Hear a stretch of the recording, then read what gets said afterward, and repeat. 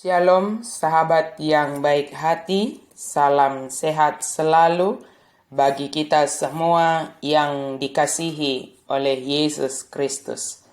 Marilah kita mempersiapkan hati dan pikiran kita untuk merenungkan firman Tuhan. Marilah kita berdoa.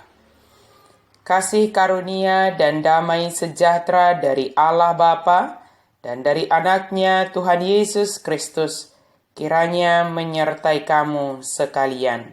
Amin.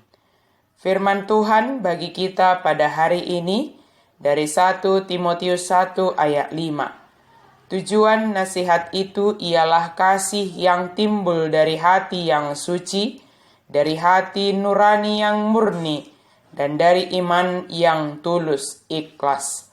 Alai natinebak ni patikido haholongon sian roha na ias, sian panolopi ni panggora ni roha, nang sian haporseaon naso marlauk.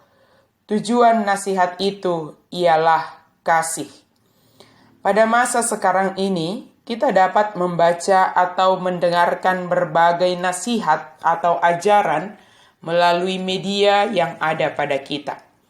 Ketika kita menginginkan nasihat tentang kesabaran, maka kita tinggal mengetik kata kesabaran pada aplikasi pencarian di Google, maka akan muncul berbagai penjelasan dari berbagai sudut pandang dan juga menurut berbagai ajaran agama.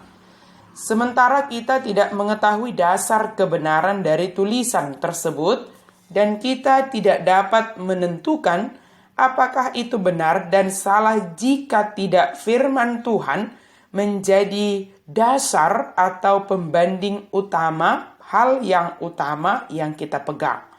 Sebab banyak orang menuliskan sesuatu memiliki dasar dan motivasi hanya untuk menunjukkan perbedaan dari kebenaran Alkitab, namun dirangkai sedemikian logis untuk membuat kita mudah menerimanya. Atau terkadang ada orang yang ingin menasihati memiliki tujuan lain, misalnya mengemukakan kontroversi-kontroversi sepele yang memecah belah dan bukannya membantu orang untuk datang kepada Yesus Kristus.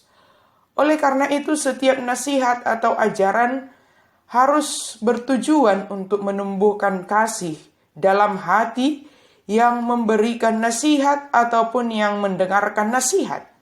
Jika kita seorang pemberi nasihat, hendaknya nasihat itu berasal dari hati yang suci, tidak dikotori oleh hati yang dipenuhi dengan hal yang tidak baik, bahkan jangan sampai bertujuan menjauhkan orang lain dari kasih Kristus.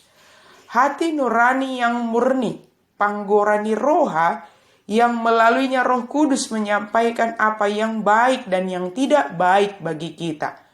Jika kita mengetahui hal yang baik dan yang tidak baik, maka berikanlah nasihat kepada orang lain yang berasal dari hati nurani.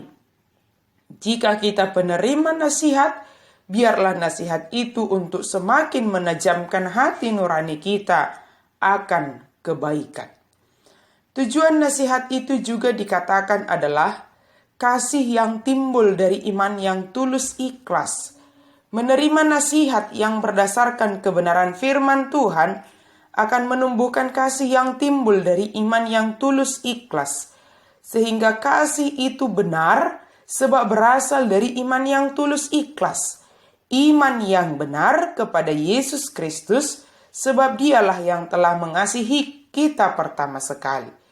Kasih yang telah diteladankan Yesus bagi orang percaya yang rela berkorban.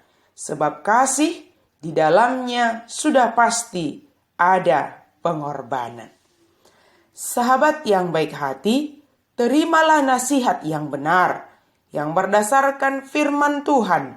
Maka kita akan memiliki kasih yang timbul dari hati yang suci. Kita akan memiliki kasih yang timbul dari hati nurani yang murni. Kita akan memiliki kasih yang timbul dari iman yang tulus ikhlas. Allah menginginkan kita menjadi pribadi yang selalu mengasihi, yaitu kasih yang berasal dari Allah. Tergantung bagaimana kita menerima ajaran atau nasihat melalui firman Tuhan setiap hari. Sebab itulah kebenaran yang sejati bagi kita. Amin. Mari kita berdoa. Terima kasih ya Allah untuk firman-Mu, untuk ajaran-Mu, untuk nasihat-Mu melalui firman-Mu setiap hari bagi kami.